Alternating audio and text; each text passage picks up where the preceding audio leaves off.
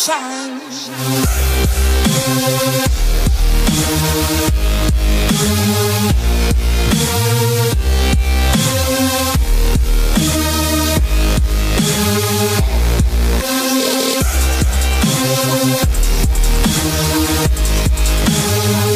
Welcome back. In my last video, I covered the first 15 picks in the 2014 NBA Draft, and kind of didn't check my audio levels in the video.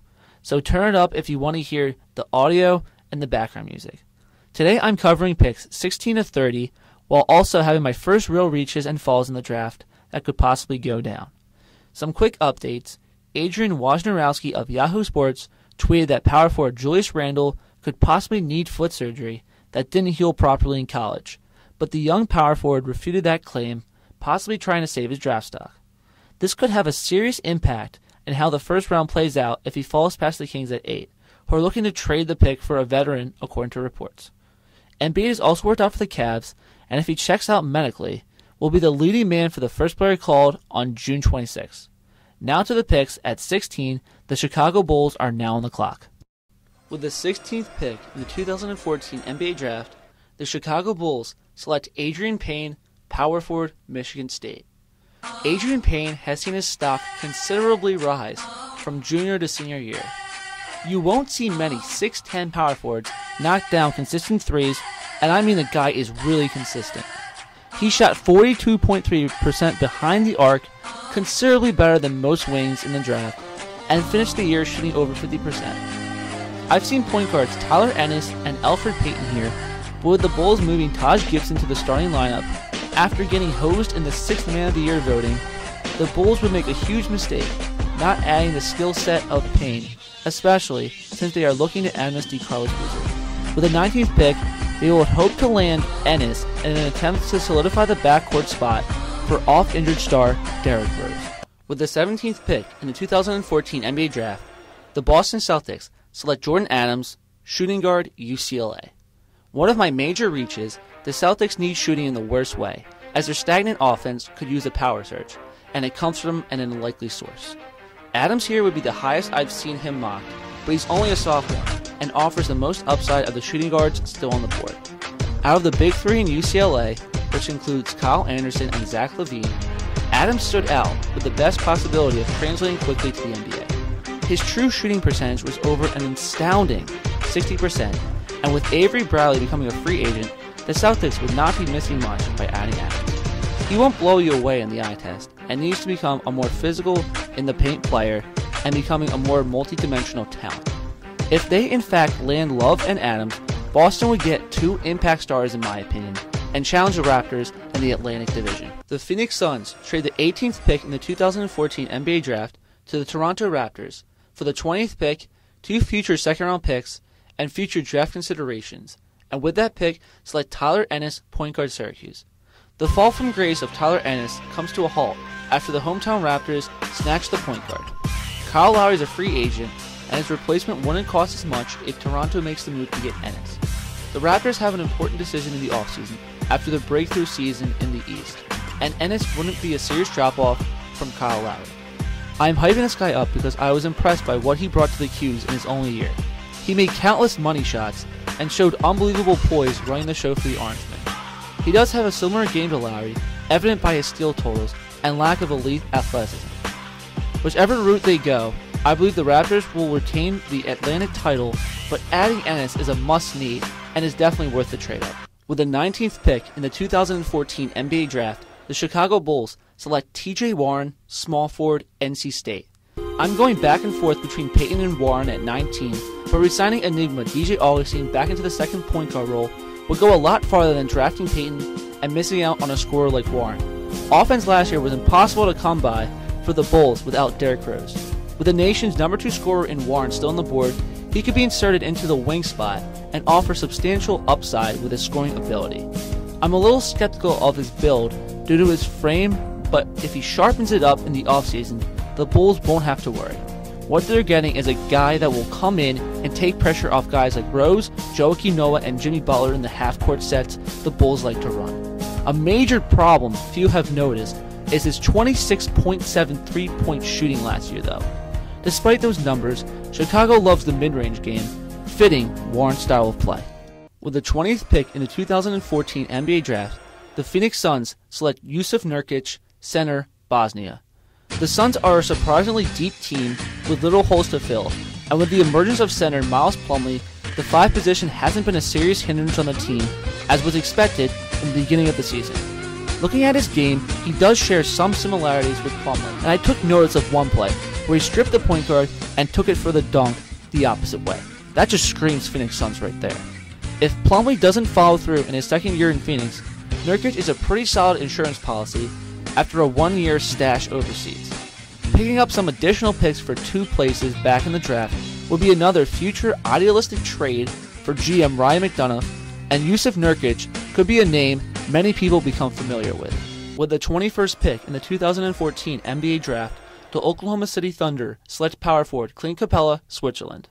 I am one of the biggest Perry Jones III believers in the world, but a draft and stash power forward is awaiting at pick 21 for OKC. 2016 will be a big year since KD will be a free agent, so a potential impact player, Shabazz, I'm looking at you, might be in play here, but we saw what happened when Serge Ibaka went down in the Western Conference Finals. With 2 picks in the first round, the Thunder can get creative by packaging them or using 2 guaranteed contracts to bolster a worn down bench. Reports have said that the Thunder promised power forward Kristaps Porzingis this pick, but last year the Mavs did point guard Dennis Schroeder the same thing and broke that, showing a promise in the NBA draft can in fact be broken. Capela I don't think can contribute right away in 2014, but down the road he might turn into an Ibaka type. He's a burly power forward, but with an offensive game in question, the Thunder could be banking on the toughness needed in their second unit. With the 22nd pick in the 2014 NBA Draft, the Memphis Grizzlies select shooting guard PJ Hairston, Texas Legends. The Grizzlies are one of my favorite teams to watch in the postseason, but for all the wrong reasons. They have a passionate fan base, a gritty, defensive-minded team, and 2 beasts down low. I can't help but feel like something's missing now. Joking aside, the team has a fraud at the wing position. I'm going to straight up say it with a passion. Tayshaun Prince should not be able to have a basketball in his hands in the 4th quarter. Jay Farrow, Stephen A. Smith comparison. Courtney Lee and Mike Miller weren't terrible, but really, who starts a guy who can barely shoot over 40% and looks like his body's wearing out on him? This team needs an answer, and one guy on the board is going to make that happen in Memphis.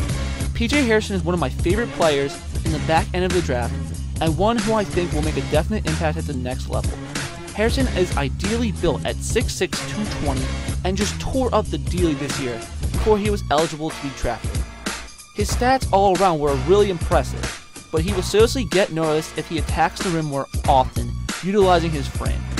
At 21, he still offers upside and could be slotted in the 3 spot for a team needing the firepower on offense. In a sense, his style fits similarly to James Harden, as both methodically attack the basket and have enough body control to get to the rim over the defense. Though his chances of matching the production of Harden is slim, I'm not ruling out an 18-point per game type of player that Hairston could be. If the Grizzlies don't address their offensive deficiencies, Hairston will surely shine somewhere else. With the 23rd pick in the 2014 NBA Draft, the Utah Jazz select Glenn Robinson III, small forward, Michigan. Robinson would have been a top 10 pick in last year's draft, but stuck around for his sophomore year to see his stock drop off a bit. Scouts were expecting to see a more diverse offensive game from the 6'8" wing, but without running mate Trey Burke, he couldn't put it all together. Well, good thing I'm making this kid's ideal draft scenario. The Jazz needed a wing all year with Richard Jefferson stopgapping the position during the season. Robinson could start right away with the Jazz if they don't re-sign Hayward to play the 3, despite playing the 2 last year. If not, he's an upside pick at 23 off the bench. Looking at his breakdown, he didn't put up similar stats to his freshman year, but I honestly believe he would thrive in Utah with Burke at the helm, and it doesn't hurt that his dad also played in the NBA and starred for the Hawks during his career. He's a more well-rounded player than Early and McDaniels, who have been mocked here, and already has chemistry with the most important player on the team. With the 24th pick in the 2014 NBA Draft, the Charlotte Hornets select Shabazz Napier, point guard, UConn. After getting their man at 14, the New Look Hornets solidify the guard position with 2 UConn alumni. Analysts call him a winner, but he is just way more than a champion. Napier is intelligent as they come, at the point, and running the show. He dropped 22 or more 4 times in the tournament, but the knock on him as a prospect is his streakiness as a shooter.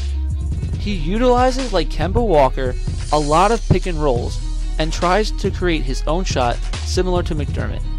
Napier is a much needed upgrade over point guard Luke Ridnour and will definitely piss off LeBron James, who had admiration for the senior point guard.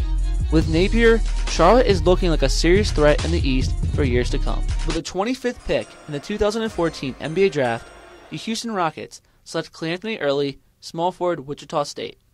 The Houston Rockets have the best players in 2 of the 5 starting positions in the NBA. Yes, I thought that before and realized how they couldn't possibly get out of the first round this year.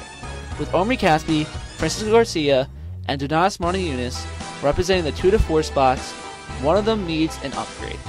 Cleanthony early is arguably the most NBA-ready talent, supposed to go in the 20s, and I fell in love with this kid as a prospect after his game against Kentucky in the tournament. He put up 31-7 and dominated the Kentucky freshman in his statement game to the pros. Early will be 23 in his rookie year, but with a player that can upgrade a laughable bench, it's not too early to slot Cleanthony to the Rockets. The Miami Heat trade the 26th pick to the Milwaukee Bucks in exchange for the 31st and 36th picks in the 2014 draft. And with their selection, pick Kyle Anderson, any position you want, UCLA. One of the most intriguing prospects in a long time, Kyle Anderson brings an old-school game to the NBA at 6'9". He played mostly small forward in college, but had the ball in his hands for most plays and ran the offense consistently.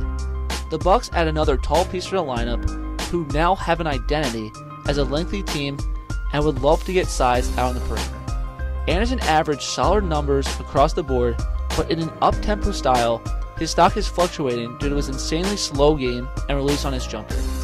Fit is Anderson's biggest determination of where he lands in the draft, but the Bucks have assets in order to move up and get him into their system. The Heat avoid the guaranteed contracts of a first-round pick and instead settle for 2 second-rounders and a chance to get a high-caliber player in free agency. With the 27th pick in the 2014 NBA Draft, the Charlotte Hornets select shooting guard CJ Wilcox, Washington. At this time recording yesterday, I had Kristaps Porzingis here, but he had to withdraw from the draft, making me rethink the pick for the Hornets. I don't get why people are so high up on Wilcox, but he fills the need of a marksman that the Bobcats lacked last year from their 2-guard. With McDermott and Napier, Wilcox could spark a team desperate for an offensive jolt. The Los Angeles Clippers trade the 28th pick to the Philadelphia 76ers for the 32nd, 47th, and 52nd picks in the 2014 NBA Draft, and with that pick, select Jerami Grant, small forward, Syracuse.